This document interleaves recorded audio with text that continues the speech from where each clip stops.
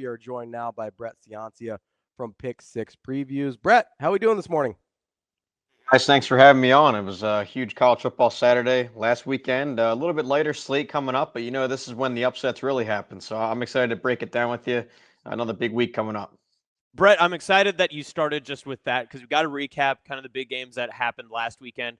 What do you feel like you learned more from in terms of just the overall contest? Did you learn more from the Penn State-Oregon contest moving forward, or did you learn more from Alabama-Georgia? I learned more from the Oregon Penn State game for sure. In the preview magazine, I wrote about it when I was researching Oregon, and you see all these five-star players all over the place, but really young. So in the preview magazine, I wrote Oregon's my national champion pick for 2026. I thought they were still a year away, but I was blown away with what they were building. I think you can move that up a year. I think they're kind of ready. I mean, despite them being so young, they play beyond their years. They moved the ball easier than Penn State did really all game. They looked like the better team pretty much the whole way. I know Penn State scraped together those two drives at the end of the fourth quarter, but it looked like two completely different types of teams there. So I think Oregon is now, you can move up that timeline by a whole year. I think they're a legit national champion contender now, and they still have about 9 more games to round into really title form. So I like Oregon a lot here going forward. Brett, I'm curious with how you feel about Dante Moore and how he's looked this year. That's a guy that I think, nationally, some assumptions were made that he would be able to take the leap. Obviously was kind of hit and miss his freshman year at UCLA, did get to sit the last year and kind of learn at Oregon. How have you thought he's played? I mean, obviously the numbers are great, but how impressive have you been with how he's played this year? Yeah, I think that extra year and the personnel around him, that makes a world of difference. I mean, when you look and see what he had at UCLA and threw it into a tough situation as a true freshman down there, and yeah, that's a completely different ball game than having 2 years in the Will Stein system in Oregon, having 5 stars and future NFLers all around you. So yeah, that all helps. But then he himself has definitely progressed, playing perfect football right now, and so is really the whole Oregon offense. So. I think you can put him into the Heisman discussions here at the end of September, and he's went out and earned it. I was a little skeptical of Oregon. Just I wanted to see them against a real ranked opponent. I know they beat Oklahoma State and Northwestern, but they're towards the bottom of the Power Four landscape. So I wanted to see a real test, and this is as big as it comes—a whiteout performance all the way across the country, 3 time zones, and they played really well. So yeah, I'm impressed with Moore and especially their staff and their offensive line. You can go all the way down the roster. I'm impressed. Brett, now that you have a little bit more time to look at the numbers and have a little bit more games to analyze, how do you reevaluate where Florida State and Alabama were from what happened in week 1 to where they are now? Because obviously they're not really on, I wouldn't say they're on 2 completely different trajectories. Like I think Florida State still has probably their season expectations in hand despite losing to Virginia. But it feels like we wrote off Alabama completely, but now they're back in a national title conversation. What have you seen, and what do the numbers tell you after 4 weeks? Yeah, well, that was one of the shockers, if not the biggest shocker of week 1. I was stunned. I mean, I talked all year about how Alabama looked like a top 5 team and how it was the second year under Kalen DeBoer. So yeah, that result shocked me the most. I think from that point, both teams have looked solid. Alabama has looked really strong. I mean, they played perfect football against Wisconsin, then UL Monroe, and then to I was viewing it this way. This win over Georgia almost neutralized the loss over Florida State. I mean, that pretty much made up for the disappointment.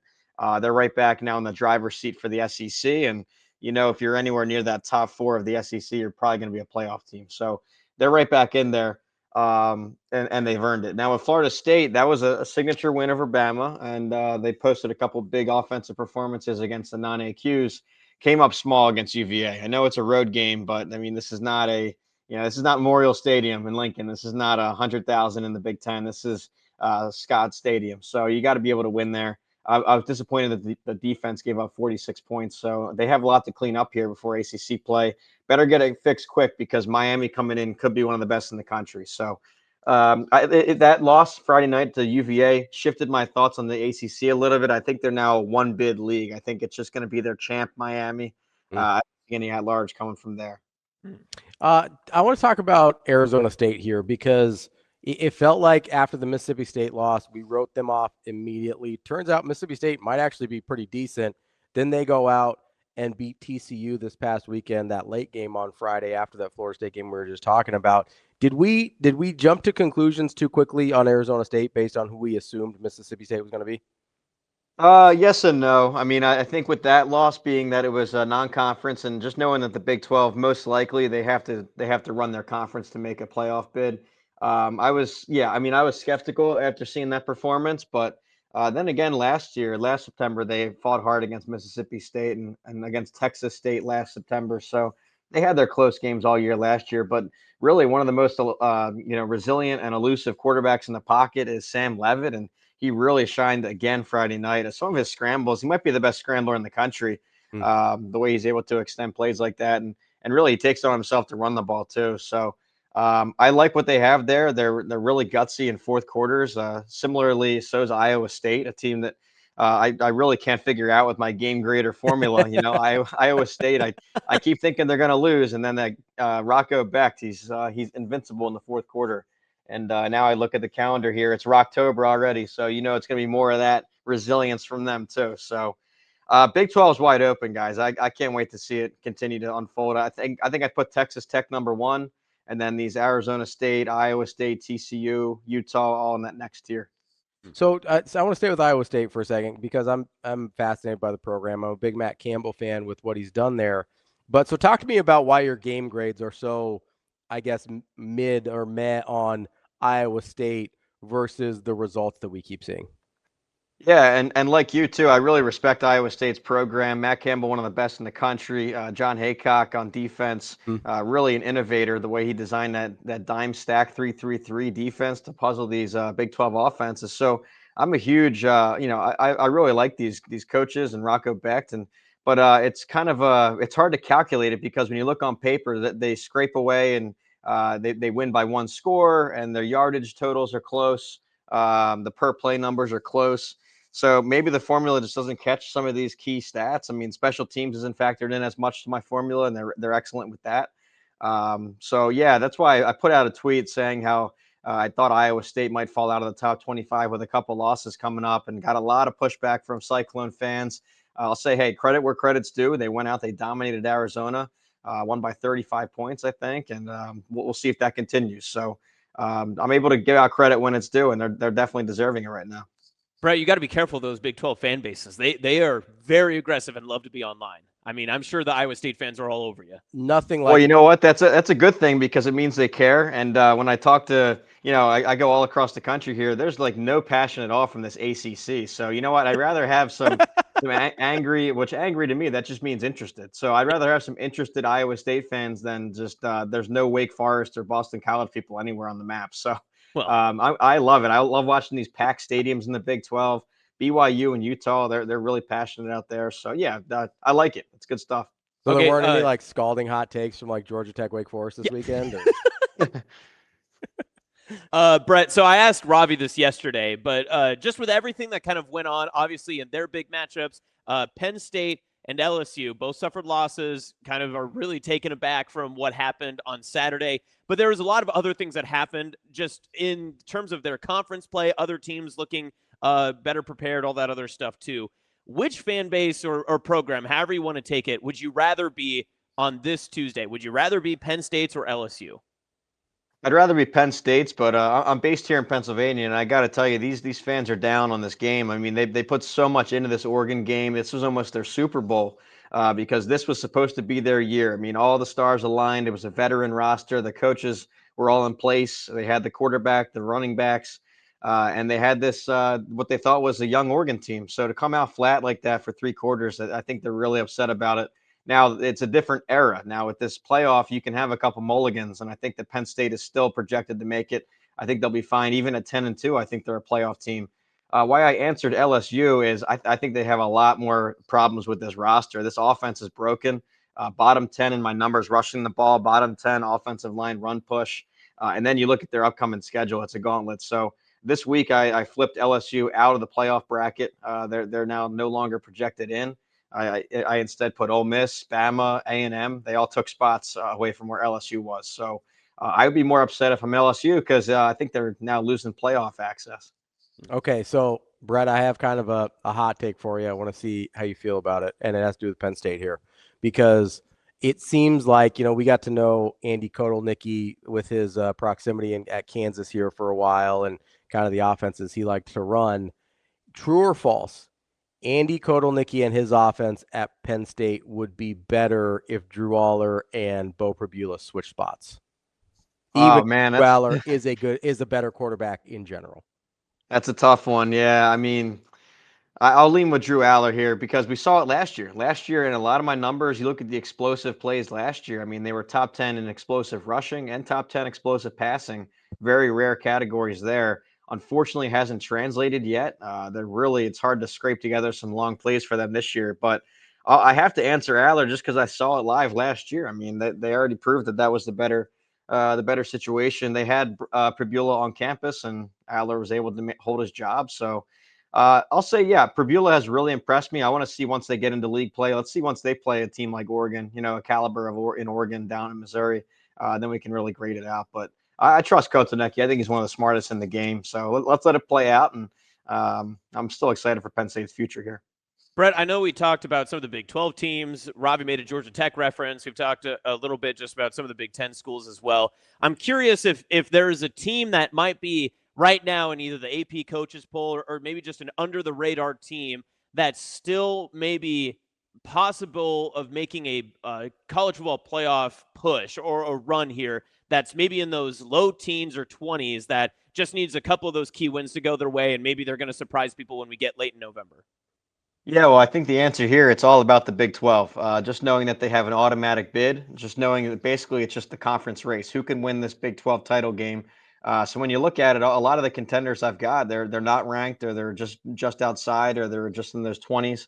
Looking at a Utah, a TCU, Arizona State, we talked about earlier in the show. But yeah, I mean, I would look at that Big 12 landscape. It's so wide open outside Texas Tech, but so yeah, by virtue of the automatic bid, I'm looking at that Big 12. Big 10, I think Indiana, everyone's caught up with them. They look like a dark horse, but now I can't even call them a dark horse. They just look like they were last year, a playoff team. So Yeah. yeah, I'd go Big 12 for your answer there. Brett, let me take you back to the Big Ten here for a second, because I think we saw a really interesting game play out over the weekend between Illinois and USC. Obviously, Illinois coming off just getting their head beat in by that Indiana team we just talked about. USC had been undefeated up until that point. As you kind of look at what their schedules have ahead of them, obviously USC's got it kind of rough. They go Michigan, Michigan at Notre Dame, at Nebraska, then they've got Iowa at Oregon to wrap it up. The only really tough team left on the schedule for Illinois is you got Ohio State, and you go at Washington, depending on how you feel particularly about Maryland in that one in the rest of the year. But if you're either of those two teams, which would you rather be the rest of the year out, the rest of the way out? Yeah, well, I think that Illinois has a more manageable slate coming down here. I mean, yeah, I project them to lose at against Ohio State and at Washington, so I have them going 9-3 at the moment. Same record for USC. I have them going 9-3 with projected losses to Notre Dame and Oregon. But the problem is, USC right now I have as a favorite against Michigan. I don't know if that's going to hold up from what I just saw Saturday in Champaign, because they did not have the physicality that they needed to compete with Illinois there. Illinois really just a physical power run game right at them. And after watching Michigan, Nebraska, I think that's kind of Michigan's forte, is just that power run game, mobile quarterback. So if they had problem with Illinois' offense, I think USC is going to have a lot of issue with Michigan's offense too. So while I have them both 9-3, that Michigan game, I disagree with the formula here, so I might see them more at 8-4 right now. So I'll give you Illinois. I was really impressed with them. I was skeptical after the blowout loss, but they earned back a lot of trust and a lot of they deserve a lot of praise for what they did to that great USC offense too. Brett, if you were to try to make the bold prediction right now after the first 5 weeks of the season, and you're looking at the conference slates, you're looking at who's going to beat up who. I know you talked like Big 12 there. Who do you think has a better chance to get more teams into the college football playoff as of right now, the ACC or the Big 12? That's a good one. I think the Big 12 still has some chance here. I mean, you have You don't think an they're undefeated. each other up there? Yeah, I think with Texas Tech, I mean that's your favorite. I think from the Big 12. I think them projected to go undefeated right now, and they still have a lot more one-loss candidates. I mean, look at TCU, Utah, Arizona State, even BYU's undefeated. Just seems like a lot more still on the plate there for them. And then the ACC has disappointed me a lot. I mean, Clemson was supposed to be your team. They're a 3-loss team. They're eliminated. Florida State taking that loss to UVA, that hurts because they probably have another one coming with Miami. They're going to be sitting there with 2 losses early on. Georgia Tech has been impressive with their one-score wins, but I don't know that they have the talent to really run the table. So I'll go Big 12 for multiple bids. Okay. So it's interesting on that Florida State Miami one. Let's say for whatever reason Florida State upsets Miami this week. Both teams have the one loss and then meet again in the ACC championship game. Would they? Do you think they would both get in that scenario? Yeah, and I think you got to look across the whole landscape and see, how it's shaken out. If you use last year as the example, SMU was a one-loss team in their conference championship game, lost it to Clemson on that walk-off field goal, still made the bracket. So it's still a newer concept here, how the committee is going to treat these 1 or 2 loss conference champion losses, they're losing teams in the title games. So but at least with Miami's case, they have, and Alabama's case, they both have huge non-AQ, or I'm sorry, non-conference wins. I mean, Miami, they went out, they beat Notre Dame in the opener. They have the Florida win, which maybe won't amount to much, but that Notre Dame definitely is a huge one. And then Florida State with the Bama win is huge for the resume. So in both those examples, that's a stronger resume than what SMU did last year, making it as a conference runner-up. So I think they'd both be in, but we'll see if Florida State and Miami, if it goes that way. If it goes Miami beating Florida State, that's, like I said, a second loss and could end up being a third later for Florida State.